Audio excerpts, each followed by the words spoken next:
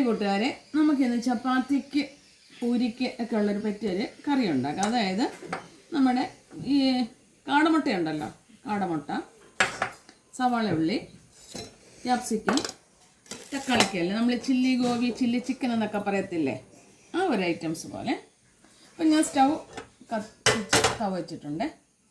ലേശം എണ്ണ ഒഴിക്കുവാണ്. കാടമുട്ട ഞാൻ പുഴുങ്ങിയതാണ്.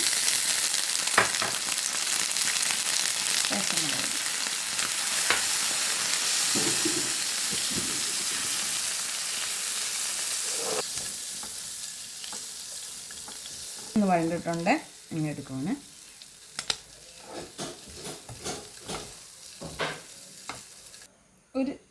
ഒരു കഷ്ണം വെളുത്തുള്ളിയല്ല, ശകല ഇഞ്ചി ഇടത്തില്ല അങ്ങനെ, പിന്നെ ഞാൻ ഇച്ചിരി ഇട്ടെന്നേ ഉള്ളൂ.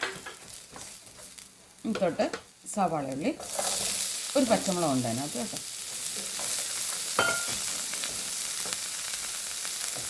ആവശ്യമായ ഉപ്പ്,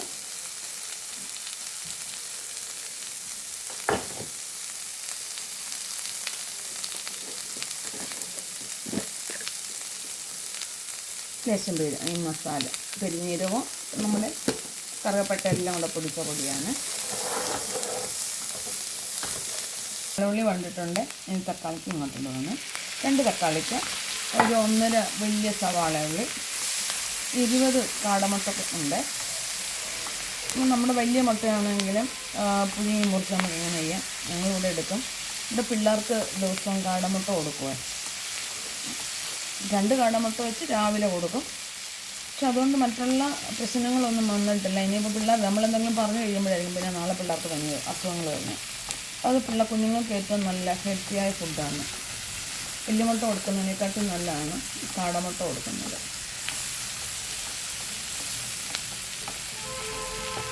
ഇടുവാണ്.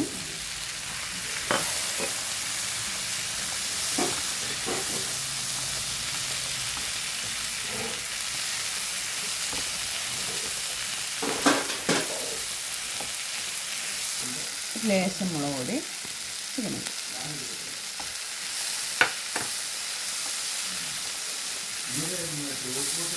സവാള ഉള്ളി, തക്കാളിക്ക്, ക്യാപ്സിക്കെല്ലാം നല്ലിട്ട് വണ്ടിട്ടുണ്ട്. ഇത് തക്കാളി സോസാണ്. ഇപ്പം തന്നെ സോയാ സോസ്,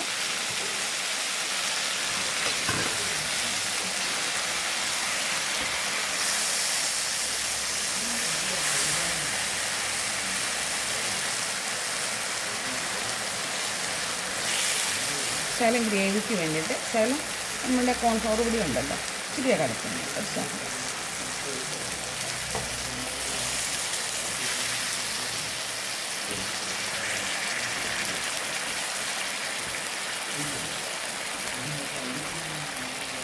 നമ്മുടെ മുട്ട,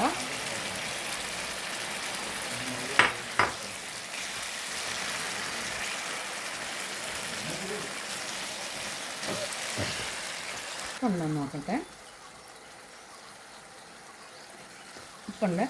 നമ്മൾ ചില്ലി ഗോബി, ചില്ലി ചിക്കന്, അങ്ങനെ ബീഫിൻ്റെ ചില്ലി അങ്ങനെയൊക്കെ അതുപോലുള്ളതുള്ളൂ. പിന്നെ ഇന്നത്തെ മുട്ട ഇട്ടെന്ന് മാത്രമേ ഉള്ളൂ. നമുക്ക് ചപ്പാത്തിക്കായാലും പൂരിക്കായാലും ഒക്കെ പറ്റിയൊരു കറിയാണ്.